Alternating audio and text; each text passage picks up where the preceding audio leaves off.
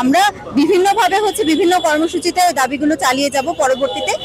মানে আপাতত মৌমিতার ইস্যুটা ভারত কেন্দ্রিক ছিল, ওটা আমরা নারীরা আমাদের মনে হয়েছে আমাদের প্রতিবাদ করা প্রয়োজন, আমরা প্রতিবাদ করেছি এবং একই সাথে আমরা আরো বড়ভাবে প্রতিবাদ করছি। আজকে এসেছি ক্যাম্পাসে লেজুর ভিত্তিক যে ছাত্র রাজনীতি, শিক্ষক রাজনীতি এবং কর্মচারীদের রাজনীতি সেটা নিষিদ্ধ করার জন্য, এবং একই সাথে যে সুনির্দিষ্ট উপায়ে যে ছাত্র সংসদ নির্বাচনের মাধ্যমে মানে সুস্পষ্ট ছাত্র রাজনীতি চালু করা। রাজনৈতিক ছাত্র সংগঠনের কাজ তারা যেটা বলে যে ছাত্র সংগঠনের কাজ তারা উপস্থাপন করে ছাত্রদের প্রতিনিধিত্ব করার জন্য। ছাত্রদের যখন নির্বাচিত প্রতিনিধি থাকবে, আমার মনে হয় না যে বাইরের কারো নাম নিয়ে কোনো একটা ব্যানার নিয়ে এসে আবার প্রতিনিধিত্ব করার দরকার পড়বে, কারণ ওখানে দলমত নির্বিশেষে সবাই ভোট দিয়ে তাদের নির্বাচন করবে। চট্টগ্রাম বিশ্ববিদ্যালয় ক্যাম্পাসে আমরা দেখেছি যে হল দখলের একটা চলেছে, তো আমরা চাই না যে আবারও হল দখল হোক, আবারও আমাদের রাস্তায় নামতে হোক, আবারও কোনো ধরনের কিছু হোক। আমরা প্রিকশন হিসেবে আগেই চাই যে আমাদের কাজ পড়ার টেবিলে ফিরে যাওয়া, আমরা পড়ার টেবিলে ফিরে যেতে চাই। এই জন্য আগে আমরা যে ছাত্র রাজনীতি, লেজুর ভিত্তিক ছাত্র রাজনীতি আছে সেটা খবর রচনা করে তারপরে ফিরে। আমি মনে করি না যে একজন লিডার,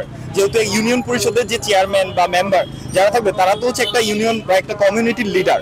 সো কমিউনিটির একটা লিডারকে মানে খুব সম্ভবত মাস্টার্স পাস করতে হবে এরকম বাধ্যবাধকতা এখন নাই, কিন্তু তাকে ম্যানেজমেন্ট, তাকে জনগণকে টেক কেয়ার করার যে একটা মেন্টালিটি এবং ক্যাপাসিটি সেটা থাকলেই সেটা এনাফ। যারা মনে করে ক্ষমতা চিরস্থায়ী সেটা একদম পারফেক্ট এক্সাম্পল, যারা একদম লাঞ্ছিত হয়েছে এবং স্টুডেন্ট এবং সাধারণ শিক্ষার্থী এবং জনতা এইসব সম্পদকে বের করে জনগণের উদ্দেশ্যে প্রকাশ করেছে।